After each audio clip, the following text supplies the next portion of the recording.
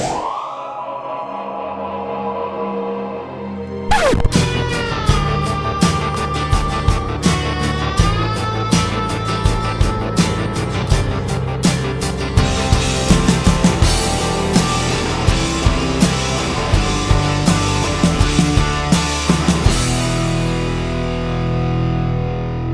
there, vinyl junkies, and welcome back on board for another one of these 1000 greatest vinyl albums. And of course, I just want to stress in this that I also include EPs as LPs, if that makes sense. It does to me. And today we're going to go a little bit more electronic. And I've been through my master list and thought, hey, we've got some real omissions here. So first up, I've decided to pick an album from, I believe they're a Liverpudlian group, and they're called Ladytron, and this is the album Light and Magic. I actually got this some years ago. I'm looking at, gosh, actually the record itself is over 10 years old. It makes me feel old, really. I got into this group when the album, I think after this, came out, and that included tracks like Ghosts. But this is the previous album. There's a much more raw, underground, electronic feel to it. It's fairly simplistic packaging. It's not gatefold, but we do have 2 vinyl LPs. This is quite common, especially for albums that are being released comparatively recently when vinyl became very, very collectible. So we get that much better sound quality. 2 discs, and we've got fairly basic artwork, but you know, it's eye-catching, it's different, and I really do like this kind of artsy, what the heck is it sort of look. So we've got, you know, sort of like electronically produced waves, and that kind of fits with the group because they're an electronic group. And well, let's have a look at the quality of the discs on here. They're not heavy duty pressings, but because we've got it across 2 discs, we still get a really good sound quality. There's not really much on the label information, although it does tell us on each side what's on that side of the record, unlike some albums that we've reviewed where you're kind of left guessing what's on the label, or in some instances all the label information is on one side. We're not getting that with these. So let's just have a look through this package now. Very heavy card, actually, I have to say. So it is well protected in there. And well, we've not seen any real information in the inner sleeves, and there's no other material in there. Sometimes you get a little 12 by 12 inch sheet with the lyrics, things like that on, but there's nothing like that with this. We've got the front cover, which is similar sort of style and vein to the inner sleeves. We've got the name of the group, and then you know, a little bit of how wonderful these are from DJ Magazine, NME, Music and Uncut. And this was back before they were well known, still very underground, and I really do like a lot of these groups back when they're trying to emerge. It was something that I was always into with music, was picking out the new upcoming groups before they were getting major airplay on the radio, and certainly with this group I managed that. Now, tracks on this, we've got things like Light and Magic, title track, very good, but we've also got things like The Reason Why, Reagents, Turn It On, True Mathematics, Flicking Your Switch. I'm not sure which, if any of these, were released as singles, but back in 2002 not many people had heard of Ladytron. On the back cover we've got this kind of silhouetted, almost 60s style photographs of the band. There's only 4 people in there, and they look very sort of androgynous. I know that the singer is this kind of cutesy pixie goth type girl, but I'm not entirely sure who the rest of them are. It actually looks from the picture, and you can't really go off this quite so well because it is sort of a black and white silhouette type picture. But they look like twins, or they're the same person. They thought, there's only 3 in the band, we need 4. Probably not, but not very much with the package. But again, it's the music that's important, and certainly this album does deliver. Now, the next album that I've picked from this group, this is quite an unusual find on vinyl, and this is Lilly Allen, and this came out again quite a few years ago. I'm just looking for a release date on it, and it's probably, if I squint, it's 2000. This album came out in 2009, And Lily Allen was an artist that I didn't really want to like, and there's a lot of her stuff which I really just haven't liked. Now the interesting thing about Lily Allen, even though that is her real name, and she's the daughter of, is it somebody Allen? Is it Dave Allen? He's a stand-up comedian, also been in a lot of stuff on TV, but she's the daughter. Now she sings common as muck, and sometimes it can quite grate with her lyrical delivery, the way she sort of puts in glottal stops and misses out letters and sounds a bit, well, dare I say it, chavvy. But it's interesting. I heard her being interviewed just as herself, and she's very well spoken. I think she went to a private school. She's very well educated, and this is one switched on girl.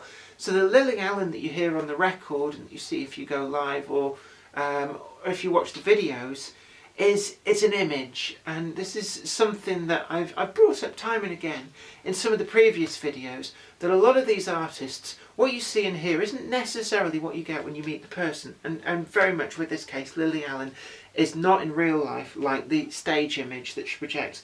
But this album, it's not me, it's you. I had to track this down from America to get it on vinyl, and the only way I could get it at the time was on picture disc. Now, I don't normally go for picture discs because the sound quality can be quite questionable off a lot of them. Indeed, my Iron Maiden Rock in Rio LP, it has this sort of roaring noise is the best way I can describe it, like a wind noise, and that is purely because of the lower quality that you get off playing a picture disc. But it was too good a deal to miss, and I think I only paid £8 including import on this. And the tracks that really made it for me were things like The Fear, and listening to it, the lyrics are just so carefully crafted and reach out and say something memorable. Well, for me, the track The Fear really did that. And one thing I will say about it is on the album you get all the swearing. Now the single edit that was played on the radio, in my view, works a lot better. And I'm not one who really goes for censorship, but in some instances, swearing, unless it's bringing something to the party, really you have to ask yourself, why are you saying it? And some of the lyrics are actually improved when they're edited to take the F word out. There are also some other good tracks on here. You know, things like Everyone's At It and F You. Saying about the F word, yeah, but you know, sometimes it works. And there is no sleeve artwork in this at all. It just comes in this clear polythene bag, and we just get the big L with her on it, and on the back it's actually the same image. And the only way we can find the track listing is there's a sticker on the clear cover there. So quite a rare record, I believe. It may have been reissued on normal vinyl, but I don't know. I haven't really been looking for it. I've already got this. Because it's an American release, instead of being on EMI, it's on the Capitol label. It's the same record company. Now, the final album that I've picked, it's not strictly speaking an album, it's an EP. But this group have released very little material. They've been on the go since about 2003. And in that time, they have released 3 singles in Israel, none of which particularly had a physical release. There were some promo CDs knocking about, but the only vinyl release that this group, to my knowledge, have ever released is the Buzz on the Bell EP, and this group is Terry Poison. Now, they're Israeli, but the members of the group, one of them is originally Norwegian and another one is originally French. Now, I'll come on to the French girl in a moment, but first of all, I want to talk about this album. It took me a long time to track it down, and it's very simplistic artwork. I'd go as far as to say it's almost amateur. That's not saying it in a bad way, but it's not overproduced, it's not overdone with the artwork or the entire package. And all we've actually got on here are 3 tracks that later came on to be released on their album.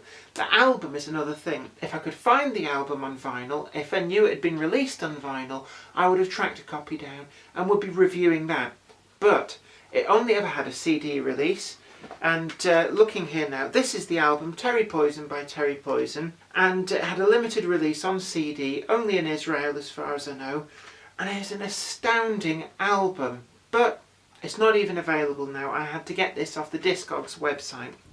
But from that album, we've got Buzz on the Bell, we've also got Ballroom, and we've got Synthetic Harmonizer. They're the 3 tracks, and they actually appear on the CD album as tracks 6, 7 and 8 in the same order that they're on the EP. If we flip the EP, we get 3 remixes of those same tracks. And the whole reason for them releasing this was because I believe at the time they were trying to get DJ airplay in the clubs and that. And back in 2003, vinyl 12-inch singles were still pretty big for DJs mixing away in the clubs. So we've got in our white slipcase a single disc.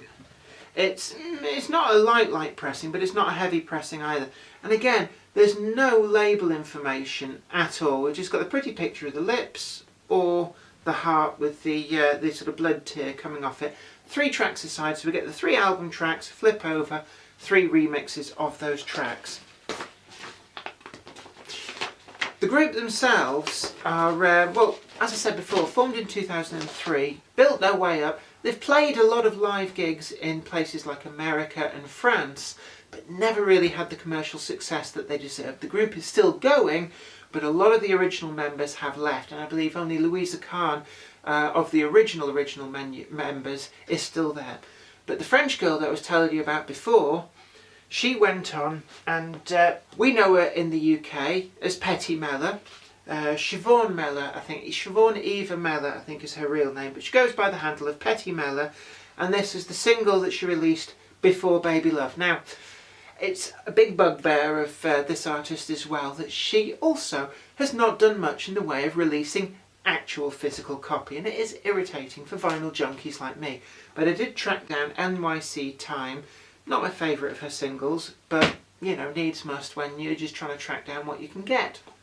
I'm looking forward to an album from her. She's had limited commercial success in the UK, but certainly she's trying hard and her videos are well worth watching. Very, very quirky. Well, I hope you've enjoyed those 3 additions to the 1000 Greatest Vinyl Albums. If you like this video, don't forget to like it and share it too, and subscribe to the channel, and you'll be the first to see when we put up any new videos. And also look back through our back catalogue of videos. We've got loads and loads of stuff in there, including all of the previous episodes of this series. Anyway, you take very good care of yourself, and this is me, Jenny, saying bye for now.